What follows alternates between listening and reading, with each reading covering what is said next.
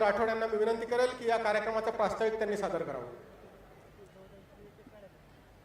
छत्रपती शिवाजी महाराज, पूजनीय भारतरत्न डॉक्टर बाबासाहेब आंबेडकर आणि सर्व थोर समाज सुधारकाला विनम्र अभिवादन करून वंदनीय शिवसेना प्रमुख बाळासाहेब ठाकरे आणि धर्मवीर आनंद दिघे साहेबांना नमन करतो। आणि आज यवतमाळ जिल्ह्याच्या या पोस्टल ग्राउंडवर समता मैदानावर यवतमाळ जिल्ह्यातल्या जनतेचं आभार मानण्यासाठी या ठिकाणी उपस्थित असलेले शिवसेनेचे मुख्य नेते, राज्याचे माजी मुख्यमंत्री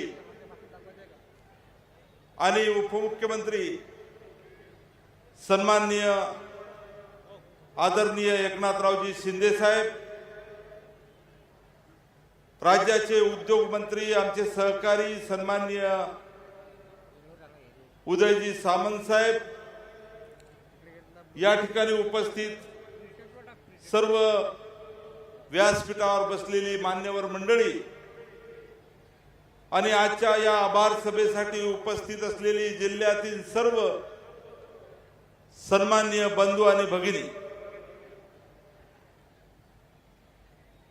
आज आपणाशी एक असे प्रभावी नेतृत्व या ठिकाणी संवाद साधणार आहे, ज्यांनी महाराष्ट्राच्या राजकारणामध्ये स्वतःचा वेगळा ठसा ज्यांनी उमटवला। राज्यामध्ये महायुतीचं सरकार बहुमतात आल्यानंतर मतदारांपर्यंत, त्यांच्या गावापर्यंत मी येईन असा शब्द ज्यांनी दिला। महायुतीच्या निवडणुकीमध्ये मिळालेला विजय हा जनतेचा आहे, त्यामुळे मतदारांप्रती कृतज्ञता या ठिकाणी व्यक्त करून त्यांचा आभार मानण्यासाठी राज्याचे उपमुख्यमंत्री सन्माननीय एकनाथरावजी शिंदे साहेब राज्यभर आभार दौरा आणि आभार सभा घेत आहेत। बंधू आणि भगिनींनो, उपमुख्यमंत्री सन्माननीय एकनाथरावजी शिंदे साहेब हे जिद्दी आणि संघर्ष मनात बाळगणारे आणि लोकहितासाठी अहोरात्र झटणारे कणखर आणि प्रेरणादायी असे सर्वसामान्य नेते आहेत। एकनाथरावजी शिंदे साहेबांनी 2022 मध्ये मुख्यमंत्री म्हणून जबाबदारी स्वीकारल्यानंतर महाराष्ट्रात राहणाऱ्या जनतेला हे सरकार जनतेचं सरकार आहे, सर्वसामान्यांचं सरकार आहे हे त्यांनी कृतीमधून दाखवून दिलं। कोणतेही काम, कोणताही निर्णय धडाडीने घेणं हा त्यांचा स्वभाव आहे।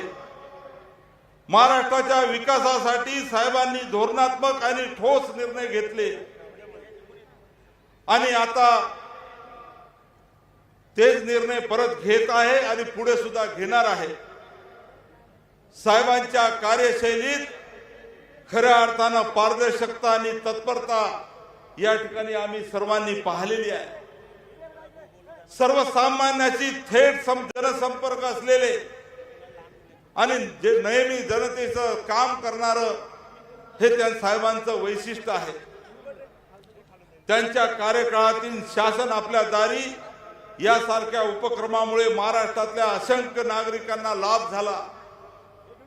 लाडली बहीण सारख्या योजनेनं महाराष्ट्रात नाही तर संपूर्ण देशात राज्याची वेगळी प्रतिमा निर्माण करण्यात आली। लाडल्या बहिणींनी महायुतीला जे प्रेम दिलं ते न भूतो न भविष्यती आहे। या योजनेसोबतच राज्यातील 52,16,000 कुटुंबांना 1 वर्षासाठी 3 गॅस सिलेंडर मोफत देण्याची मुख्यमंत्री अन्नपूर्णा योजना शिंदे साहेबांनी सुरू केली। महिलांना एसटी प्रवासासाठी 50% सवलत योजना राज्यात या ठिकाणी दिली आणि भगिनींना ती योजना अतिशय आनंदाने स्वीकारली। मुलींना मोफत शिक्षण आणि शिक्षणासाठी एसटीचा मोफत प्रवास हा निर्णय साहेबांनी घेतला। राज्यातील प्रत्येक गरीब कुटुंबाने सणवार आनंदात साजरा केला पाहिजे या हेतूने आनंदाचा शिधा योजना सुरू केली आणि केवळ शिधाच नाही तर त्या ठिकाणी बहिणीला साडी चोळी देऊन तिचा सन्मान सुद्धा वाढवण्याचा प्रयत्न केला। बंधूंनो, स्वतः शेतकरी असल्याने शेतकऱ्याच्या बांधावर जाऊन त्यांच्या समस्या जाणून घेण्याचा या ठिकाणी त्यांचा प्रयत्न असतो आणि ते त्यांना आवडते सुद्धा। महाराष्ट्रातील शेतकऱ्यांच्या हितासाठी शिंदे साहेबांच्या नेतृत्वामध्ये अनेक धोरणात्मक निर्णय झाले। सोयाबीन कापूस पिकवणाऱ्या शेतकऱ्याला खऱ्या अर्थानं मदत दिल्या गेली।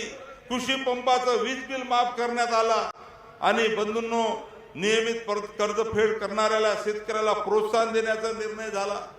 नैसर्गिक आपत्तीत शेतकऱ्यांच्या वाढीव मदतीसाठी साहेबांनी निर्णय घेतला। 1 रुपया विमा योजना राबवली। पीक विमा कंपनीवर बंधनकारक अटी टाकून शेतकऱ्याला भरपाई मिळाली पाहिजे ही भूमिका त्यांची होती। महात्मा फुले कर्जमुक्ती योजना जाहीर झाली होती, परंतु शेतकऱ्याला त्याची मदत मिळत नव्हती आणि म्हणून ते सुद्धा देण्याचा या ठिकाणी प्रयत्न केला गेला। असे अनेक गोष्टी आहे बंधूंनो। आज आपल्या सर्वांना सांगताना मी आपल्या सर्वांना अनेक गोष्टी सांगू शकतो। एकनाथ शिंदे साहेब हे सर्वसामान्य माणसांचे नेते आहेत। रात्री अपरात्री नागरिकांना अडचणी सोडवणारा मुख्यमंत्री म्हणून या ठिकाणी त्यांना ओळखलं गेलं। कोणत्याही वेळी लोकांसोबत संवाद साधण्याची त्यांची तयारी असते। आपत्तीग्रस्त भागामध्ये तातडीने भेट देणे, कोकणातील पूर असो किंवा मराठवाड्यातील दुष्काळ असो, ते नेहमी जनसेवेसाठी तत्पर असतात। त्याचा प्रत्यक्ष अनुभव अनेक वेळा आपल्या सर्वांना आलेला आहे।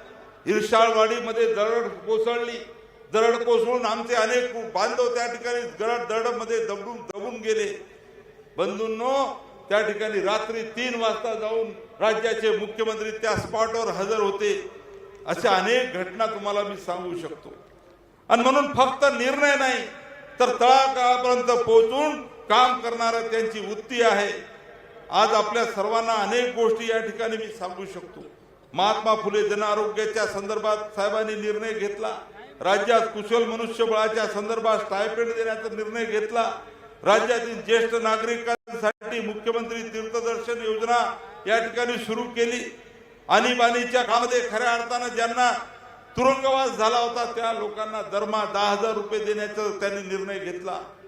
ज्या आमच्या जिल्ह्यामधले महाराष्ट्रामध्ये आशा स्वयंसेविका आहे, अंगणवाडी सेविका आहे, गटप्रवर्तक आहे, या सर्वांसाठी खरं तर त्यांना मदत वाढवण्याचा निर्णय तर घेतला, परंतु त्याच्यासोबत एखाद्या आमच्या बहिणींना जर अपघाती मृत्यू झाला तर त्याला 10 लाख रुपये आणि अपंगत्व आला तर 5 लाख रुपये देण्याचा सुद्धा या ठिकाणी सानुग्रह अनुदान देण्याचा सुद्धा निर्णय घेतला।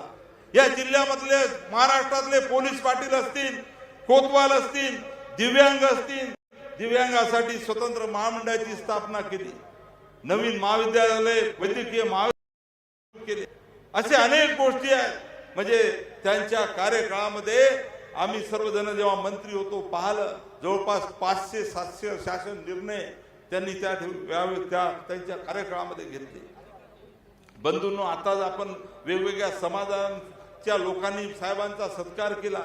महाराष्ट्रातील विविध समाज सक्षम करण्याच्या दृष्टीनं, मग तो जैन समाज असेल, बारी समाज असेल, तेली समाज असेल, हिंदू खाटीक असेल, लोणारी असेल, सोनार असेल, आर्यवश्य असेल, ब्राह्मण असेल, राजपूत असेल, लिंगायत असेल, गुरव असेल, रामोशी असेल, वडार असेल, कुंभार असेल, नावी असेल, 12 बुलतेदार असेल, अशा स्वतंत्र महामंडळे स्थापन करून त्यांना सामाजिक विकासासाठी पुढे आणण्याचा निर्णय साहेबांनी घेतला। आणि फक्त तो निर्णय घेतला नाही तर प्रत्येक महामंडळाला 50-50 कोटी रुपयाचं या ठिकाणी तरतूद करून सुरुवातीला त्या महामंडळ सुरू करण्याचा प्रयत्न केला। आणि आज या महामंडळामुळे समाजाच्या विकासाला खऱ्या अर्थानं प्रवाहात येण्याची समान संधी मिळालेली आहे। बंजारा समाजासाठी किती गोष्टी साहेबांनी केल्या। आज आपण या ठिकाणी मला मुद्दा म्हणून सांगायचा आहे की बंजारा समाजासाठी वसंतराव नाईक संशोधन व प्रशिक्षण केंद्र वनारटी ही स्वायत्त संस्थेला त्यांनी मान्यता दिली। या माध्यमातून समाजाला मोठी उपलब्धी झाली। संस्थेला 50 कोटी रुपये आणि मुंबईमध्ये जागा दिली। गोर बंजारा समाज अकॅडमी साहित्य अकॅडमी मान्य दिली। तांडे तांडे हे ग्रामीण भागामध्ये आहे, जायसाठी रस्ता नाही, पिण्यासाठी पाणी नाही, आणि म्हणून शेवालाल महाराजाच्या नावानं या ठिकाणी स्वतंत्र योजना देऊन त्याला 500 कोटी रुपये दिले। पोहरा देवीच्या संदर्भात 750 कोटी रुपये दिले। पोहरा देवी विकास बाजूच्या जिल्ह्यात वाशिमला आपण सर्वजण पाहतो आहे।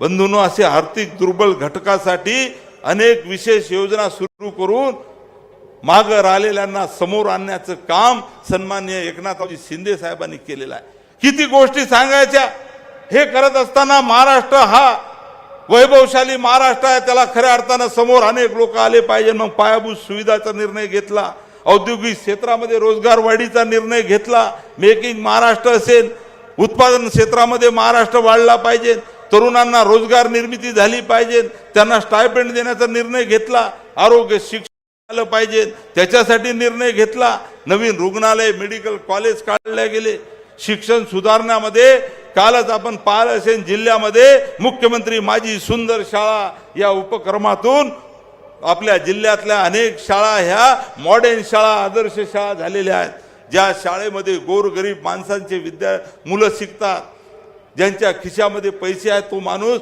मोठ्या शाळेत जाऊ शकतो, खाजगी शाळेत जाऊ शकतो, पण जिल्हा परिषद नगर परिषदेच्या शाळेमध्ये सुद्धा गरिबांचे मुलं या ठिकाणी शिकतात। म्हणून ह्या शाळा चांगल्या शाळा झाल्या पाहिजे, सुंदर शाळा झाल्या पाहिजे, ही भूमिका त्यांची होती। बाल संगोपन योजना असेल, बचत गट, आमच्या अनेक बहिणी आहेत त्यांना माहित आहे की बचत गटाला भांडवल उपलब्ध करून देऊन खऱ्या अर्थानं महिलांना आर्थिक सक्षम करण्याचा प्रयत्न त्यांनी केला। यवतमाळ जिल्ह्यासाठी तर साहेबांनी एवढं भरभरून दिलेलं आहे, मी वाचत बसलो तर मला 1 तास लागेल। आज यवतमाळ जिल्ह्यामध्ये 500 कोटी रुपये नाला खोलीकरण सरळीकरणासाठी दिला, त्याच्यात कम पूल बंधारे होणार आहेत, जलयुक्त शिवारसाठी या ठिकाणी निधी दिला, गामुक्त धरण गाळयुक्त शिवार योजनेमध्ये साहेबांनी भरपूर निधी दिला। आणि यासोबतच बंधूंनो, यवतमाळ जिल्ह्यामध्ये जवळपास 100 धरणं असे होते की साहेब त्या धरणामधून शेवटच्या टोकापर्यंत कधी पाणी जात नव्हतं, धरणामध्ये पाणी होतं, कॅनल बनलेल्या होत्या, परंतु 65 किलोमीटर कमांड एरिया असून फक्त 7-8 किलोमीटर पाणी जायचं।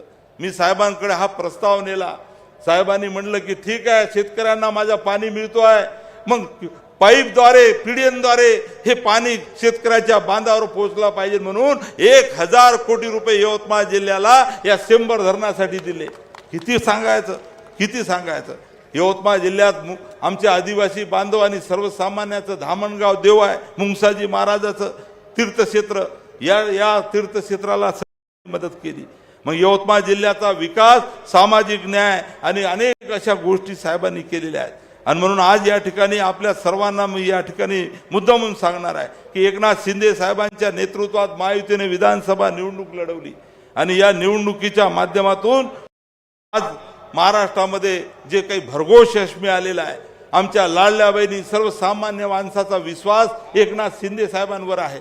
आणि म्हणून भरघोस महाराष्ट्र स्थापन झाल्यापासून आतापर्यंत कधी एवढं आमदार निवडून आले नाही, महायुती सत्ताधारीचे आमदार निवडून आले।